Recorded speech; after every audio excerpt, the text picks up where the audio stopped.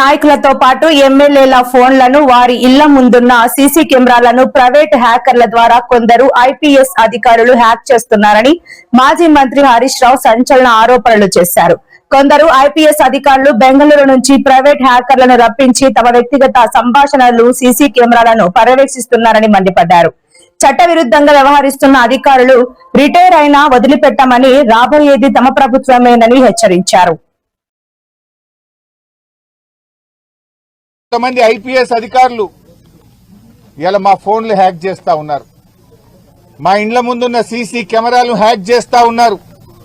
బెంగళూరు నుంచి ప్రైవేట్ హ్యాకర్లను తీసుకొచ్చి వాళ్లకు డబ్బులు చెల్లించి హైదరాబాద్ కమాండ్ కంట్రోల్ రూమ్ లో వాళ్లను పెట్టి ఇవాళ బీఆర్ఎస్ నాయకుల ఫోన్లు హ్యాక్ చేస్తున్నారు, మా ఇండ్ల ముందుండే సీసీ కెమెరాలు హ్యాక్ చేస్తా ఉన్నారు. ఇవన్నీ బయటకు వస్తాయి. నేను ఐపీఎస్ అధికారులను కూడా హెచ్చరిస్తా ఉన్నాం, మా దగ్గర అన్ని సాక్ష్యాధారాలు ఉన్నాయి, టైం వచ్చినప్పుడు అన్ని బయట పెడతాం. రేపు బీఆర్ఎస్ ప్రభుత్వం వచ్చిన తర్వాత మీరు రిటైర్ అయినా మిమ్మల్ని వదిలిపెట్టము. మీరు రిటైర్ అయితమేమో అనుకుంటున్నారేమో గాని రేపు మీ మీద దానికి సంబంధించినటువంటి కేసులు నమోదు చేస్తాం, విచారణ జరుపుతాం. మీరు చేసిన అక్రమాలకు మీరు తగిన మూల్యం చెల్లించుకో